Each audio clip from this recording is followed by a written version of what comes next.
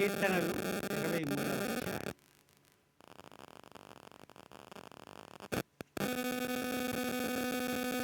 ఐదవ వచనం మనము కలిసి చదువుకుందాం. 5, 6 వచనాలు మనము కలిసి చదువుకుంటాం.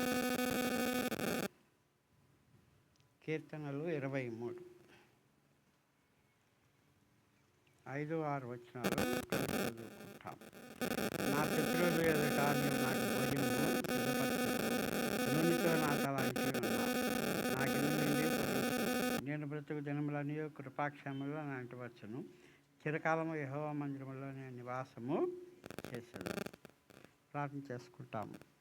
ప్రేమ నమ్మకం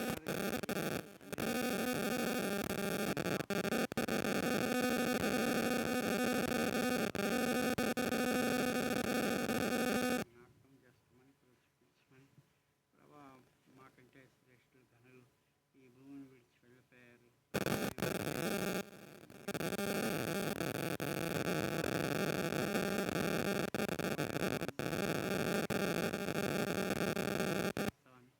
చేసిన వాగ్దానాన్ని చేతబట్టుకొని ప్రభా మరి ప్రాణం చేస్తుంటున్నాం. మీరు మేము పొందమని కృప కలిగి మా స్థాయికి అప్పగిస్తున్నాం.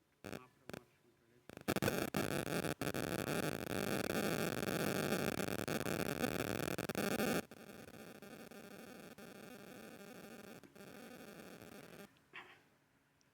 ఈ దినము మన మందిరంలో ఉన్నటువంటి విశ్వాసుల యొక్క జీవితాల్లో 2 మరణాలు చూడాల్సి వచ్చింది. ఒకటి శామ్యూల్ రాజు, వాళ్ళ ఫాదరు ఉదయము ప్రభువులో వచ్చాడు. అట్లాగే బెంజమిన్ విజయ అంటే బెంజమిన్ వాళ్ళ అక్క, ఆమె కూడా ఈ దినము ప్రభువులో నిద్రిస్తూ వచ్చారు. రాత్రి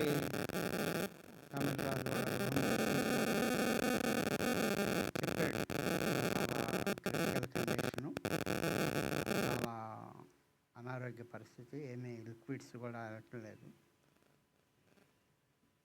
ప్రార్థన కూడా చేశాం.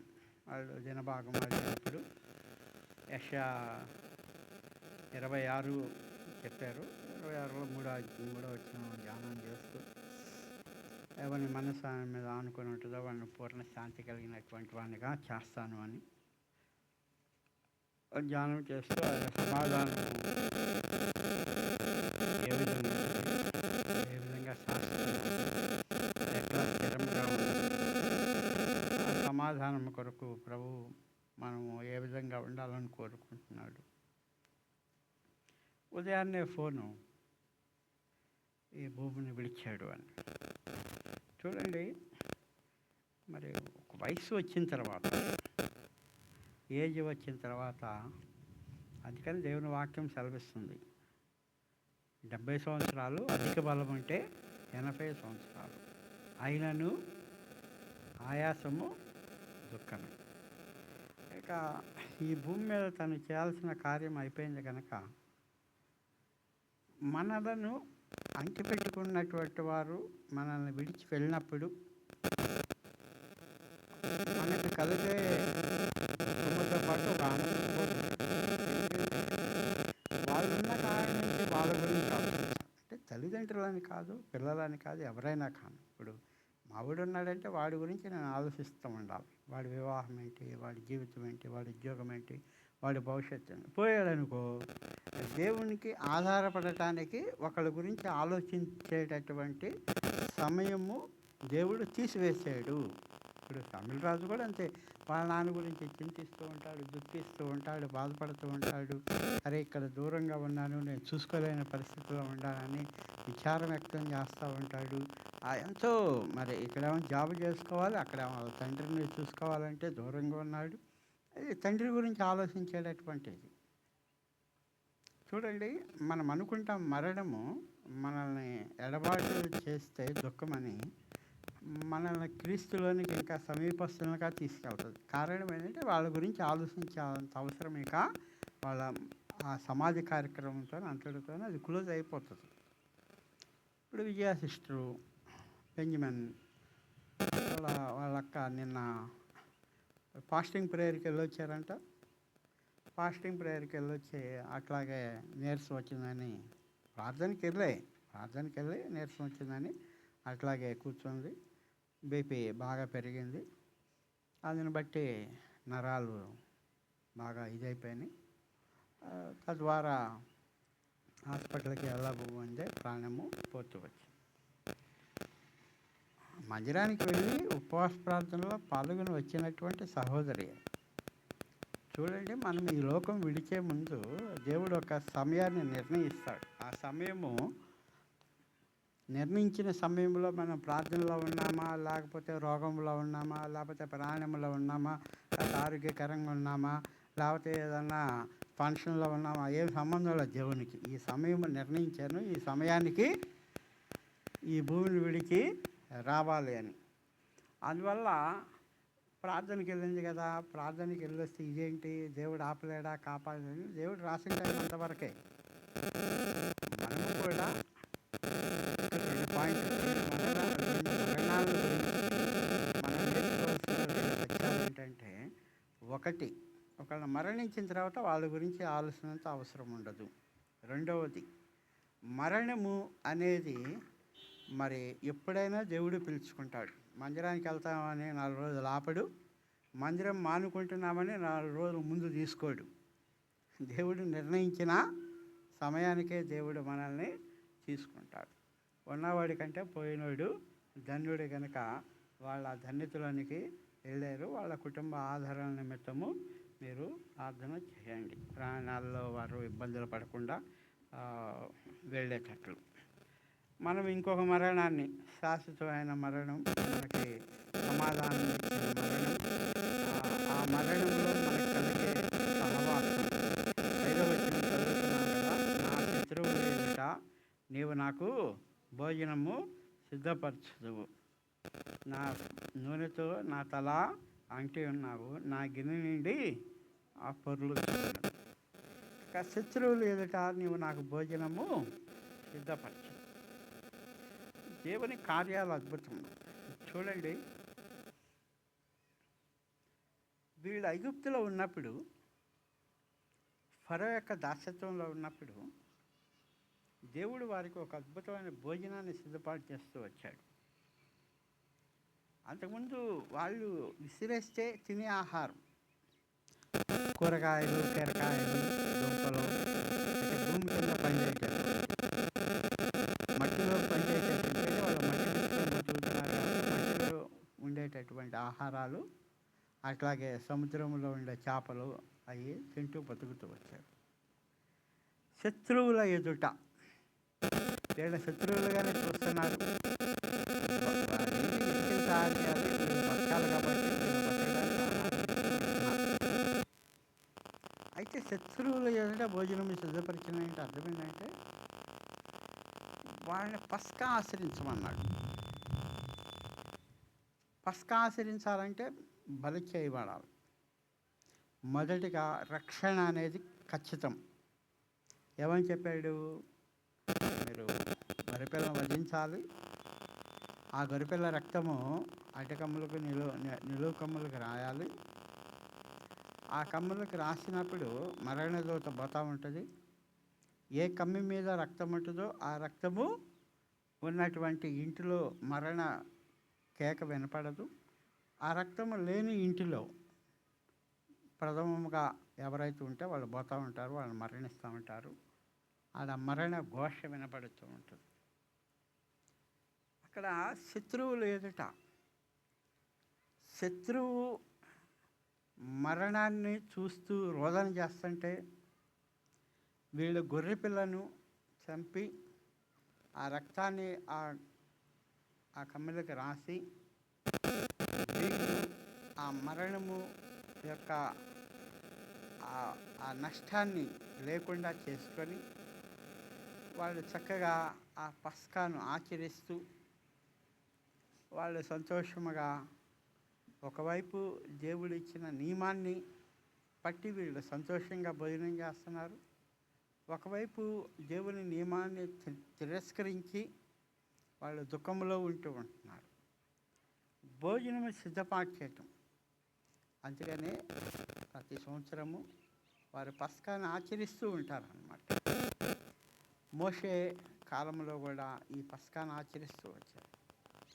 తర్వాత ఈ యొక్క మరి రాజుల కాలంలో కూడా పస్కాలను ఆచరిస్తూ వచ్చారు. పస్కాని ఆచరించి వాళ్ళంతా సమాజంగా కూడుకొని సంతోషంగా ప్రభువుకి విన్నపాలు చేసుకుంటూ వచ్చారు. యేసుక్రీస్తు ప్రభువారు భూమి మీద పుట్టినప్పుడు కూడా ఆ పస్కా సమయంలో మరి ఈయనేమన్నా యేసుక్రీస్తు ప్రభువారు కొంతమంది శిష్యుల మధ్య కూర్చొని బోధిస్తుంటే వాళ్ళ సహోదరులు వచ్చారు. మరియా బయట ఉన్నది, సహోదరులు వచ్చి వెయిట్ చేస్తున్నారు. మీ తల్లి మిమ్మల్ని పిలుస్తుంది, మీ సహోదరులు మీ తల్లిని మిమ్మల్ని పిలుస్తుందంటే యేసుక్రీస్తు ప్రభువారు అన్న మాట ఏంటంటే, వీరే కదా నా సహోదరియు సహోదరు, ఎవరు ఆడ కూర్చొని వింటున్నటువంటి వారు. పస్కా అంటే ఒక కుటుంబం ఆచరించేది.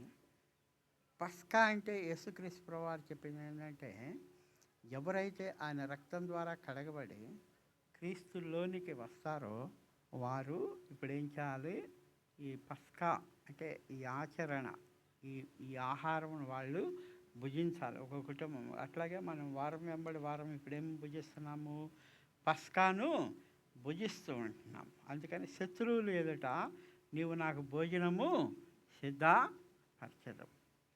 కనుక శత్రువులు ఎదుట భోజనమును సిద్ధపరిచేటటువంటి దేవుడు ఈ దినము మన ఎదుట కూడా ఆ భోజనమును సిద్ధపాటు చేస్తూ ఉంటాం. అందుకనే నా గిన్నె నిండి పొర్లుతూ ఉన్నదన్నమాట. అదే కీర్తన 34:8-9 వచనాలు చదవండి.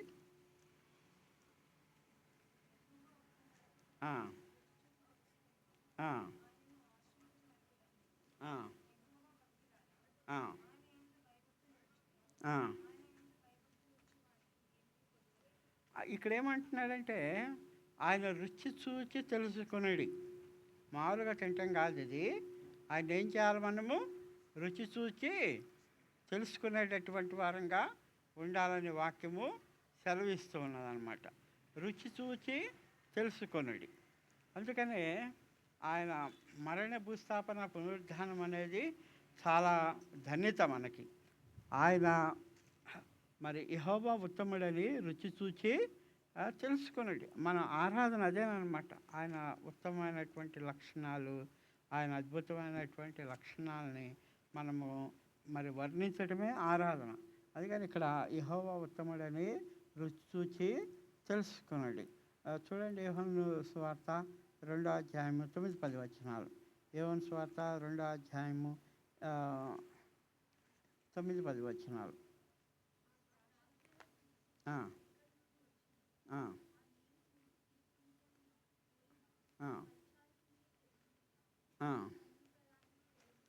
ఇక్కడ ఏమంటున్నారంటే, ఇక్కడ మనము ఎరగాల్సిన సత్యము నీళ్ళమని ద్రాక్షారసమని. ద్రాక్షారసం అనేది వారు తీసుకొని పోతున్నారు, తాగారు. దాన్ని బట్టి దేవుని మహిమ అక్కడ బయలుపరచబడుతూ వచ్చింది. దీనంతటి కారణము మీతో చెప్పినది చేయుడి. మీతో చెప్పింది ఏంటి, ద్రాక్షారసం అయింది. దాన్ని ఎట్లా భర్తీ చేయాలో చెబుతాడు, అది వినండి. కనుక ఆ ద్రాక్షారసం అయింది, చెప్పింది చేయాలి, తీసుకొని పోవాలి. దేవుని మహిమ బయలుపరచబడింది. ఇక్కడ మనము కూడా చేయాల్సిన విషయం ఏంటంటే, ఆయన మరణాన్ని మనం మోసుకుంటూ పోవాలి. ఎప్పుడు దాకా మోసుకుంటూ పోవాలి, ఆయనకు మహిమ తీసుకొచ్చేంత వరకు దాన్ని మోసుకుంటూ పోవటమే ఆ యొక్క గిన్నె నిండి పొర్లుచూ ఉన్నది. కనుక ఆ ద్రాక్షారసం అయిపోవాలి. యేసుక్రీస్తు ప్రభువారు ఆశీర్వదించే నీటిని చూడండి పూర్తిగా మార్చటం అన్నమాట. సంపూర్తిగా. నీరు ద్రాక్షారసం అంటే నీటి రుచి వేరు, ద్రాక్షారసం రుచి వేరు. దాని రంగు వేరు, దీని రంగు వేరు. దాని శక్తి వేరు, దీని శక్తి వేరు. సంపూర్ణంగా మార్చబడటం.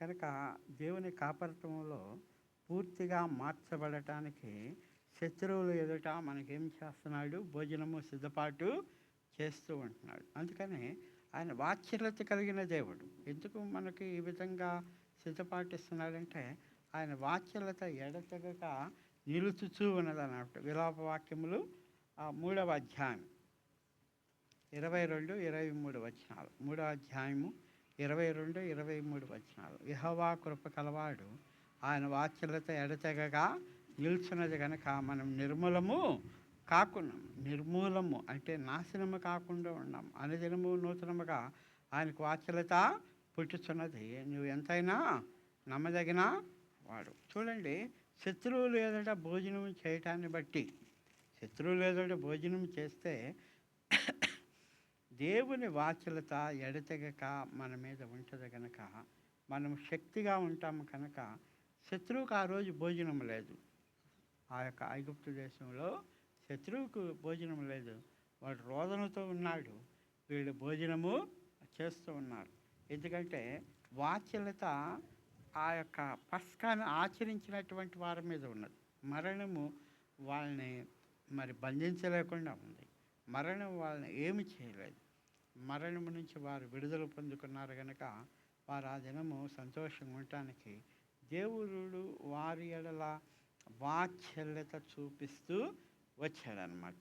ఆ వాత్సల్యతను బట్టి చదవండి. కీర్తన 16వ సంకీర్తన 5, 6 వచనాలు.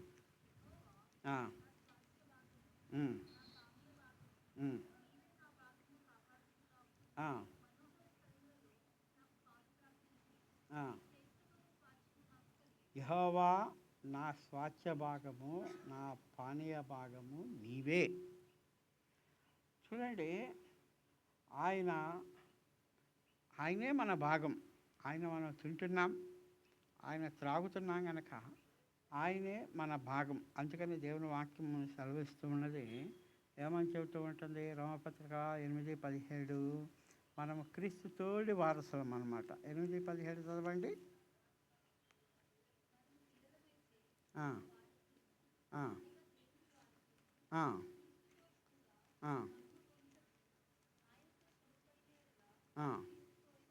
క్రీస్తు తోడి వారసులం అన్నమాట మనం. కనుక మనము మనకున్న అర్హత, దేవునిలో మన భాగం ఏంటంటే తన కుమారునిలో మన భాగస్వామ్యం చేస్తాడు. కుమారుడు ఏమవుతూ వచ్చాడు? పురుగు లాంటి నరుడుగా అవుతూ వచ్చాడు. ఆ దేవుడు ఇప్పుడు ఏమయ్యాడు? మహిమపరచబడి తిరిగి లేచి మహిమాదేహం ఎత్తబడటాన్ని బట్టి తండ్రి కుడిపార్శ్వమున కూర్చున్నాడు. తండ్రి కుడిపార్శ్వమున కూర్చున్నాడు కనుక క్రీస్తు తోడి వారసులం అంటే అర్థం ఏంటి? మనము కూడా పురుగులాంటి వారమే. మనము మన పాపల విషయమై మృతి చెందాము, నీతి విషయమై తిరిగి లేసాము. ఈ దినం మనం ఎవరు అంటే కేవలము క్రీస్తు తోడి వారసం. క్రీస్తు ఇప్పుడు ఎక్కడున్నాడు? మహిమా ప్రభావంతో కిరీటం ధరించి తండ్రి కుడిపార్శ్వం ఉన్నట్టు మనము కూడా మనం భూమి మీద ఉన్నాం, కానీ మనం పరలోక సంబంధులం అన్నమాట. మనం పైన ఉన్నటువంటి వాటిని ఎదిగితే మనం ఎవరము? పరలోక వారసులం. కనుక పర సంబంధమైనటువంటి వారం. అదే కొరింథీయులకు రాసిన మొదటి పత్రిక 3వ అధ్యాయము 21.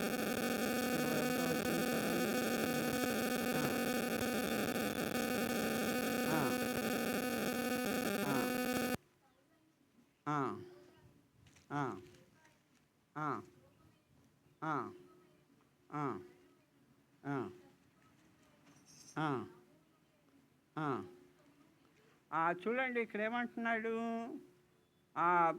మీరు క్రీస్తు వారు, క్రీస్తు దేవుని వారు. మీరు క్రీస్తు వారు అంటే క్రీస్తు మీలో ఉండటం ఎంత వాస్తవము, క్రీస్తు దేవునిలో ఉండటం అంతా వాస్తవం. అంటే క్రీస్తు దేవునిలో ఉన్నాడని మనం ఎంత గట్టిగా నమ్ముతున్నామో, మనము కూడా క్రీస్తు మనలో ఉన్నాడని అంత గట్టిగా మనము నమ్మాలి. ఆ నమ్మికే మనల్ని అంత ఉన్నతమైన స్థానంలోనికి తీసుకొని పోతూ ఉంటుంది. సమస్తము క్రీస్తువి. క్రీస్తు మనవాడు కనుక మనము క్రీస్తులో ఉన్నాం కనుక సమస్తం మీద మనకిని హక్కు అనుగ్రహిస్తూ వచ్చాడు. అట్లాగే ఈ పరమగీతంలో 2వ అధ్యాయము 16వ వచనం అంటే యెహోవా నా భాగము అన్న దానికి మనం చూస్తూ ఉంటున్నాం. నా ప్రియుడు నావాడు, నేను అతని దాన్ని. అంటే ఆయన నావాడు, నేను అతని దాన్ని. కానీ ఇద్దరం వేరు కాదు, ఇద్దరము ఒకటే. గలతీ 2:20. గలతీ 2:20. ఆ, ఆ, ఆ. చూడండి, క్రీస్తు జీవం. క్రీస్తులో నేను జీవిస్తూ ఉంటున్నాను, క్రీస్తు నాలో జీవిస్తూ ఉన్నాడు. కనుక నేను వేరు కాదు, క్రీస్తు వేరు కాదు. సంఖ్యాకాండము 18వ అధ్యాయం 20వ వచనం. సంఖ్య 18:20. ఆ, ఆ, ఆ, ఆ, ఆ, ఆ. ఇక్కడ ఏమంటున్నాడంటే, నీ పాలు నీ స్వాస్థ్యము నేనే. అహరోనుతో మనం ఎవరము? రాజులైన యాజక సమూహం. కనుక మనము ఈ భూమి మీద ఎవరమంటే, యెహోవా నా భాగము, నా పానీయం.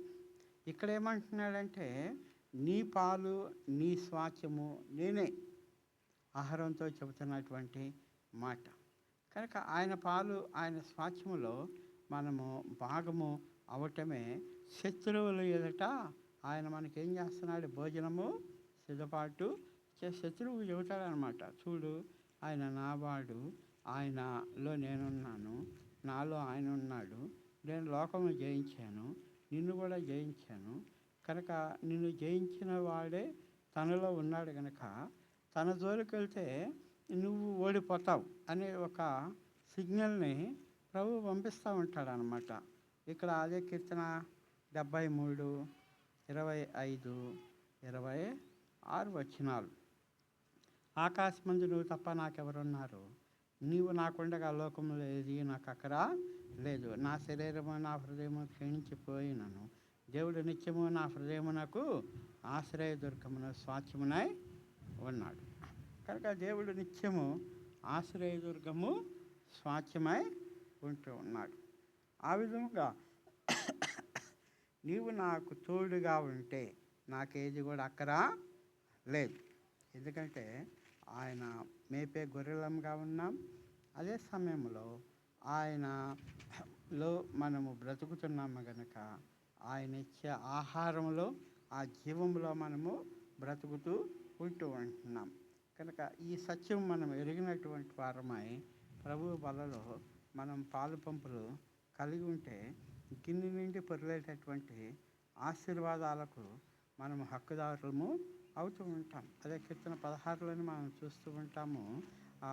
11వ వచనం. జీవ మార్గం నువ్వు నాకు తెలియజేసేదవు, నీ సన్నిధిన సంపూర్ణ సంతోషం కలదు, నీ కుడి చేతిలో నిత్యము సుఖముల కలవు. కనుక దేవుడు గిన్నె నుండి పొరలించేటటువంటి ఆశీర్వాదాలకు మనల్ని పాత్రలుగా చేస్తూ ఉంటాడు. ఎందుకంటే జగత్పునాది వేయబడకుంటే మనల్ని క్రీస్తులో ఏం చేస్తూ వచ్చాడు? ఏర్పాటు చేస్తూ వచ్చాడు. ఆయన ఏర్పాటుని బట్టి ఈ దినం మనం ఏర్పరచబడినటువంటి వారము.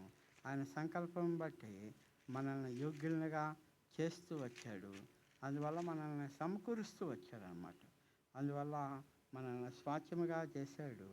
మనలను ఈ దినము తనకు కీర్తి కలుగునట్లు సాక్ష్యంగా ఈ భూమి మీద ఉంచటానికి విమోచిస్తూ వచ్చాడు. ఎందుకంటే ఏర్పాటు చేసుకున్న దేవుడు, మనల్ని ముందుగా తన కోసం నిర్మించుకున్న దేవుడు విమోచిస్తూ వచ్చాడు. విమోచన ద్వారా స్వాస్థ్యమును ఏర్పాటు చేశాడు అన్నమాట. ఆ స్వాస్థ్యం ఎప్పుడు ఏర్పాటు చేశాడు? ఆయన తన చిత్త ప్రకారం దయా సంకల్పమున మనల్ని ముందుగా నిర్ణయించి క్రీస్తులో మనకి స్వాస్థ్యమును అనుగ్రహిస్తూ వచ్చాడు. కనుక ఈ స్వాస్థ్యము మనకు సంతోషమును సమాధానమును ఇస్తూ ఉంటుంది. చూడండి, భూమి మీద ఎవరూ శాశ్వతం కాదు. ఒకళ్ళు ఉంటారు, ఒకళ్ళు పోతూ ఉంటారు. ఎవరు ఉన్నా ఎవరు పోయినా కలుసుకునేది అక్కడ కలుసుకుంటూ ఉంటాం. అదే మన నిరీక్షణ. అక్కడ కలుసుకున్నటువంటి మనం ఇంకెప్పుడు విడిపాము, ఇప్పుడు కలిసే ఉంటాం, యుగయుగాలు ఉంటాం.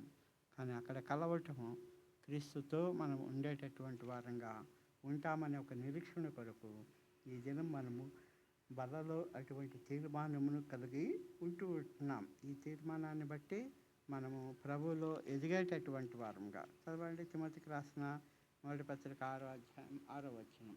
6:6.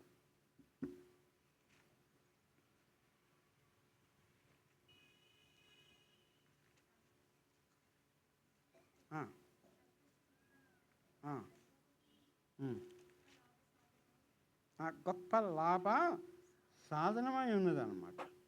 కాక దేవునితో మనం ఉండటం, ఆయన ఆహారం తినటం, గిన్నె నుండి పొర్ల ఆశీర్వాదాలు మనం పొందుకోవటం, అది సమృద్ధిగా ఉంటుంది అన్నమాట, లోపం లేకుండా ఉంటుంది అన్నమాట. అటువంటి అనుభవం మనం ఉండాలని దేవుడు కోరుకుంటున్నాడు. ఫిలిప్పీ 4:14. ఫిలిప్పీలకు రాసిన పత్రిక 4వ అధ్యాయము 14వ.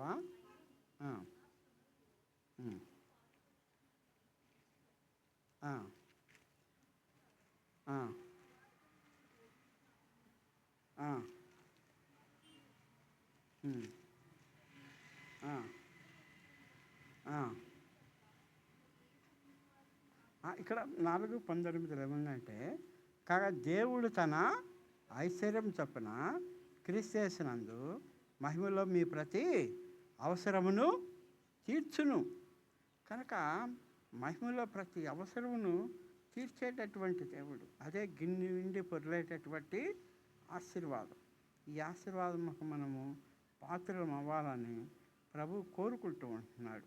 కనుక నేను బ్రతుకు దినములన్నీ కృపాక్షేమములో నా వెంట వచ్చును, చిరకాలము యెహోవా మందిరంలో నేను నివాసము చేశాను. కనుక చిరకాలము దేవుని యొక్క మందిరంలో నివాసం చేయాలంటే మన జీవితాల్లో మనము ఐక్యత కలిగినటువంటి వారం ఉండాలి. అదే కీర్తన 15.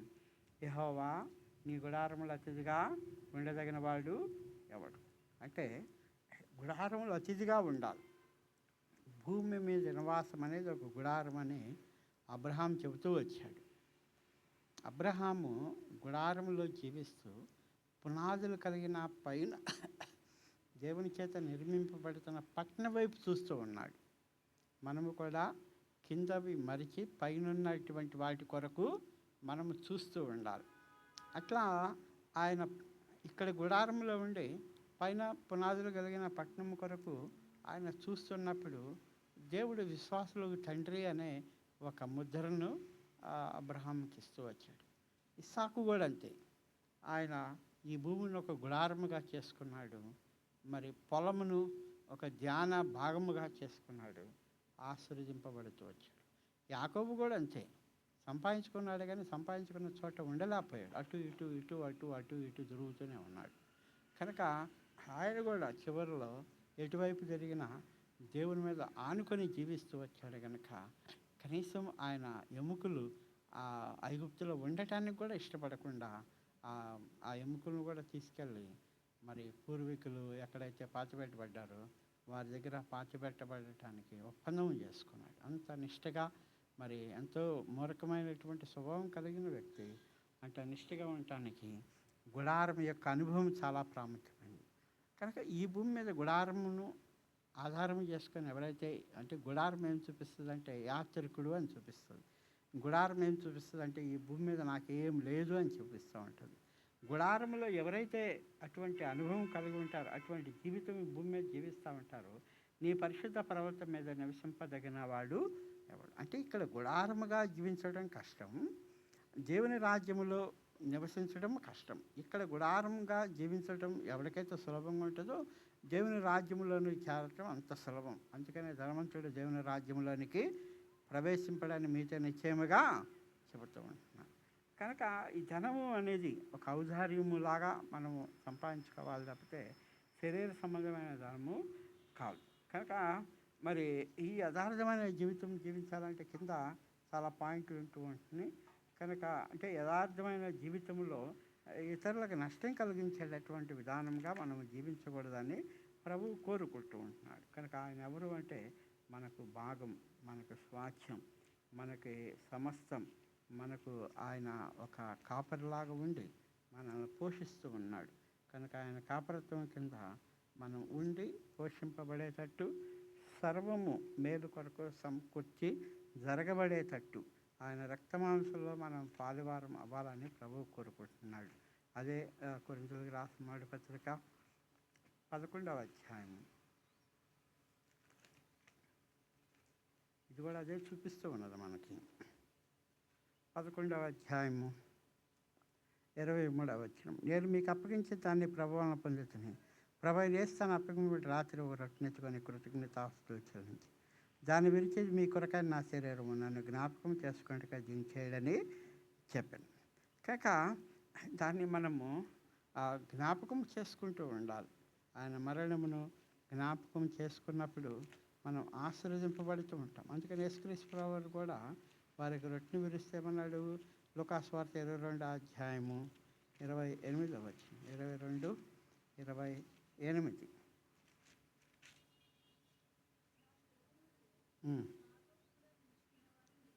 చూడండి, నా శోధనలో నాతో కూడా నిలిచి ఉన్నారు కనుక నా తండ్రి నాకు రాజ్యమును నియమించినట్లుగా నా రాజ్యంలో నా బల్ల యొద్ద అన్నపానములు పుచ్చుకొని సింహాసనం మీద కూర్చోండి ఇశ్రాయేలు 12 గోత్రములకు తీర్పు.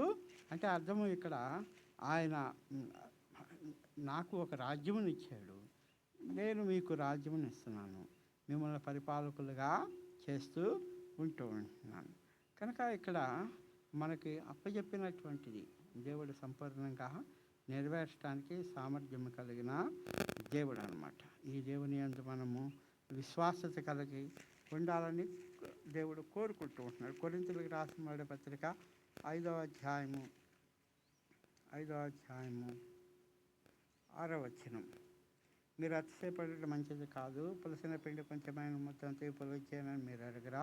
మీరు పులిపిండి లేని వారు కనుక కొత్త ముద్ద గుటికాయ ఆ పాతదైన పులిపిండిని తీసివేయడి. అంతేకాక క్రీస్తును మన పస్కా పశువు వధింపబడెను గనుక పాతదైన పులిపిండితోనైనా దుర్మార్గత దుష్టత్వం అని పులిపిండితోనైనా కాకుండా నిష్కాపట్యమును సత్యమును పులియని రొట్టెతో పండుగ ఆచరిస్తుంది. కనుక ఇది ఐగుప్తులో నుంచి వారు బయటకు వచ్చినప్పుడు ఈ అనుభవంలో వారిని నడిపిస్తూ వచ్చాడు. వారు కూడా కొంత దూరం నడిపిస్తూ జారిపోతూ వచ్చారు. మనం జారిపోకూడదని ఆ నడకను కంటిన్యూ చేయాలని దేవుడు కోరుకుంటున్నాడు. అదే కొరింథీయులకు రాసిన మొదటి పత్రిక 10వ అధ్యాయం 16వ వచనం. 10-16 మనము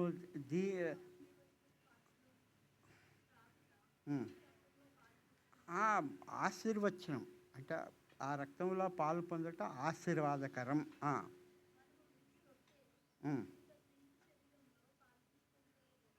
కనుక ఈ రొట్టె తినటము దేవునిలో పాలు కలిగినటువంటి వారం.